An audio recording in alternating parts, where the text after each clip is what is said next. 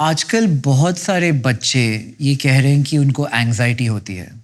मुझे भी होती है। एंग्जाइटी मेरे लाइफ में the way it presents itself is जैसे मैं आपके साथ बैठ के बातें कर रहा हूँ, I feel nervous, I feel anxious. मुझे ये लगता है कि पता नहीं मैं क्या बोल दूँगा, आपको कैसे लगेगा। एंड आप it's a tough conversation for me to have. बहुत सारे बच्चे एंग्जाइटी के बारे में बात कर रहे हैं।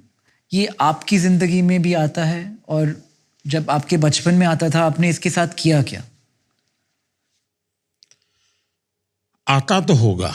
ऐसा तो नहीं है कि परमात्मा ने कुछ मेरे लिए दरवाजे बंद रखे होंगे। जो हर एक को देते हैं वो मुझे भी दिया होगा। लेकिन हर एक की अपनी इन चीज़ों को मैनेज करने की अलग अलग क्षमता होती है और अलग अलग स्टाइल होती है। ये आप मुझे, अगर मैं ये आपसे सीखना चाहूँ तो how does one do it? Exactly कोई थीसिस के रूप में कहना तो बड़ा कठिन है। लेकिन मैं एक ऐसे पद पर बैठा हूं कि मुझे मेरे इमोशंस को, मेरी ये जो नेचुरल टेंडेंसी मनुष्य की होती है, उन सब से बाहर रहना होगा, सबसे ऊपर रहना होगा। अब जैसे 2002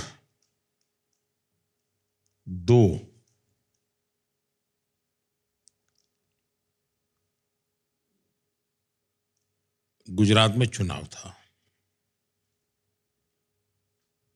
मेरी जिंदगी का वो सबसे बड़ा कसौटी थी। वैसे मैं मेरे जीवन में करीब करीब चुनाव जीतने का अवसर मुझे बहुत मिला है। लड़ा तब भी और लड़ाया तब भी। तो मेरे जीवन में न टीवी देखा, रिजल्ट आ रहे थे, कुछ नहीं। 11-12 बजे मेरे घर के नीचे सीएम बंगलो के बाहर ढोल की आवाज आने लगी। और मैंने लोगों को कहा, भाई 12 बजे तक मुझे कुछ जानकारी मत देना। फिर हमारे ऑपरेटर ने चिट्ठी भेजी कि साहब आप 2/3 बहुमत से आप आगे चल रहे हैं वगैरह। तो मैं नहीं मानता हूं कि कुछ मेरे भीतर कुछ नहीं हुआ होगा, लेकिन उसको ओवर पावर करने वाला मेरे पास कोई थॉट था। तो मेरे लिए वो रेस्टलेसनेस कहो, एंग्जाइटी कहो, अलग हो गया। उसी प्रकार से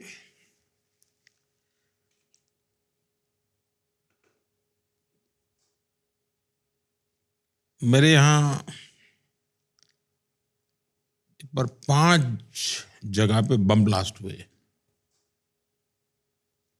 आप कल्पना कर सकते हैं कैसी स्थिति होगी एक मुख्यमंत्री के नाते।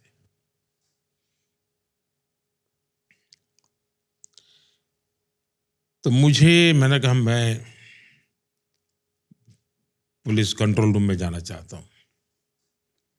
तो मेरे सिक्योरिटी वालों ने मना कर दिया कि साहब अभी पता नहीं कहाँ क्या पड़ा होगा और आप कहाँ जा रहे हैं। मैंने कहा जो भी होगा मैं जाऊंगा। वो बड़े परेशान थे कि ये आखिर कर क्या। मैं आकर के गाड़ी में बैठ गया। तो वो चलती, मैंने कहा पहले अस्पताल जाऊंगा। नहीं, बोले साहब अस्पतालों में भी बम फुट रहे हैं। मैंने कहा जो होगा होगा, मैं जाऊंगा। तो मेरे भीतर उसको आप कह सकते हैं कि रेस्टलेसनेस होगा, एंग्जाइटी होगी।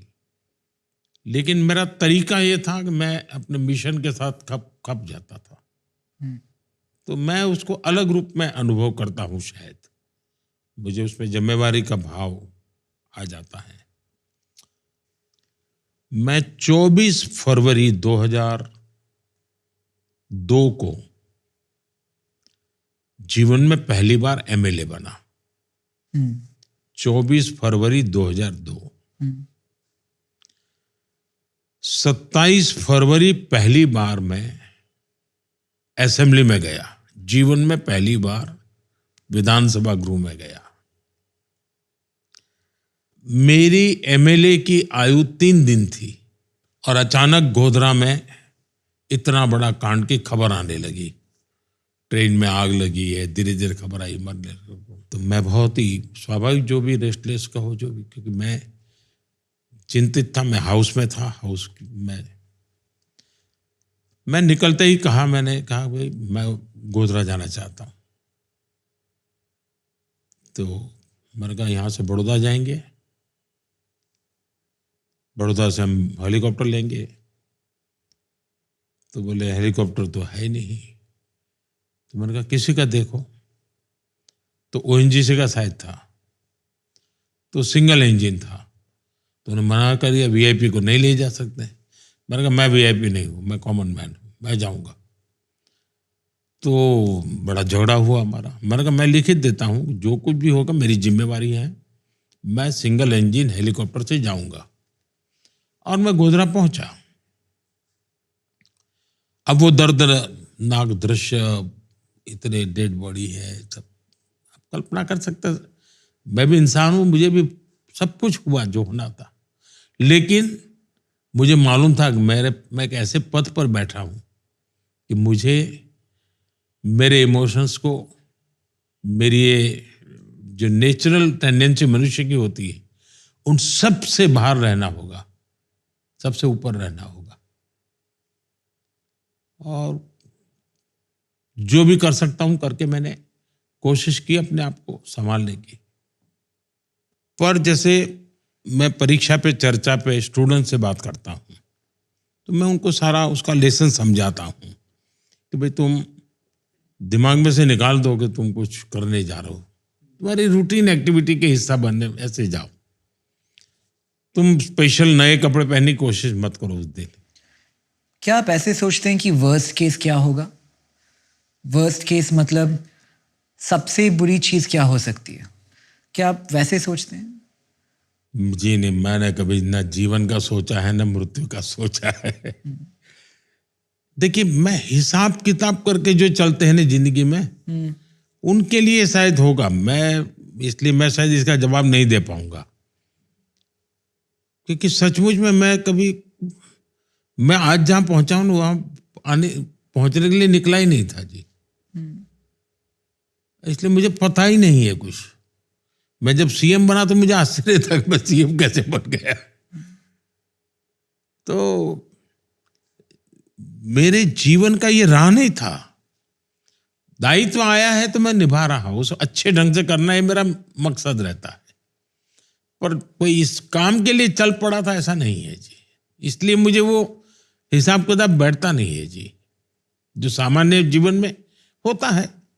मैं शायद इसमें अपवाद हूं, क्योंकि मेरा बैकग्राउंड ऐसा है कि मैं ऐसा कभी सोच ही नहीं सकता हूं। मैंने एक बार किसी ने पूछा था, भी मेरा बैकग्राउंड ऐसा है कि मैं अगर कोई प्राइमरी स्कूल का टीचर बन जाता तो मेरी माँ ने मोहल्ले में गुड़ बेचा होता, गुड़ खिलाया होता सबको कि देखो मेरा बेटा टीचर हो गया। तो मेरा वो बैकग्राउंड था। तो इसलिए मैंने तो कभी ऐसे सपने देखे नहीं थे। इसलिए मुझे कोई ये नहीं होगा तो क्या होगा, ये नहीं होगा तो कैसा होगा, ये सब कुछ चीजें दिमाग में बहुत ज्यादा आती नहीं है जी।